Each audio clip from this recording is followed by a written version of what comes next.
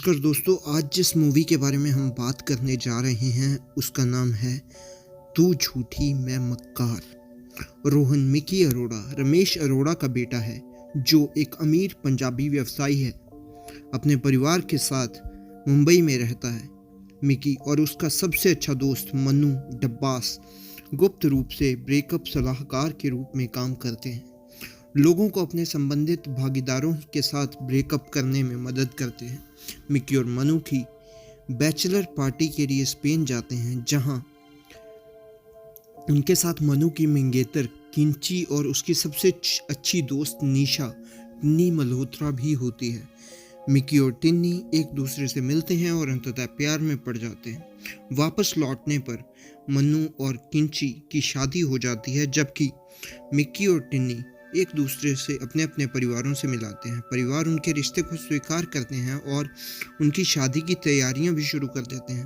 हालांकि टिन्नी को लगता है कि वह शादी के लिए तैयार नहीं है। मिक्की से रिश्ता तोड़ने का वह फैसला करती है। टिन्नी फ़ोन पर ब्रेकअप कंसल्टेंट से संपर्क करती है और यह जाने बिना कि वह मिक्की है, उसे रिश्ता तोड़ने में मदद मांगती है। इस बात से अनजान कि वह टिन्नी से बात कर रहा है, मिक्की उसकी मदद करने को सहमत हो जाता है। मिक्की सुझाव देता है कि टिन्नी और उसके साथी की कुंडली एक दूसरे से मेल खाती है और अगर वे मेल नहीं खाते हैं तो शादी को रद्द किया जा सकता है।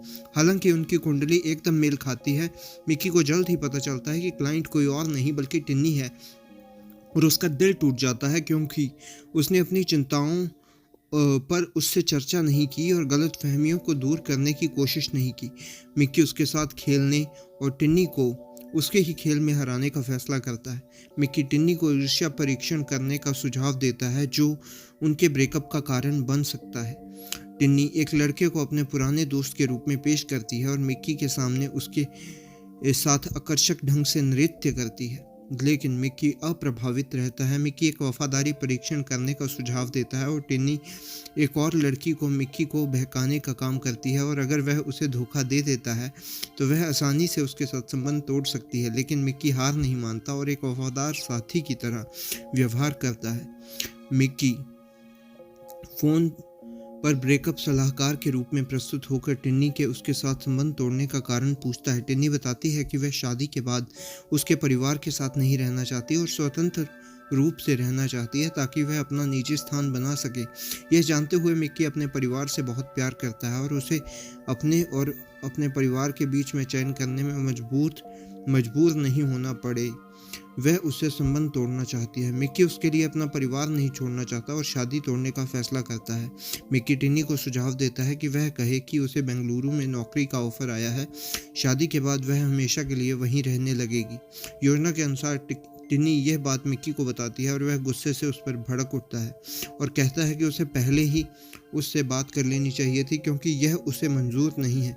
उनकी शादी टूट जाती है। वे अगले दिन ही अलग हो जाते हैं। कुछ समय बाद मिक्की और टिन्नी फिर से किंची के बेबी शावर पर मिलते हैं। सालगिरह समारोह में नाचते समय टिन्नी का पैर घायल हो जाता है और मिक्की अपने परिवार के साथ मिलकर उसकी देखभाल करता है, जिससे टिन्नी को परिवार के रूप में साथ रहने का मूल्य पता चलता है। मिक्की की भतीजी छोटी टिन्नी से बात करते समय मिक्की से सुनी एक अनोखी बात बताती है, जिससे टिन्नी को एहसास होता है कि ब्रेकअप सलाहकार मिक्की ही था।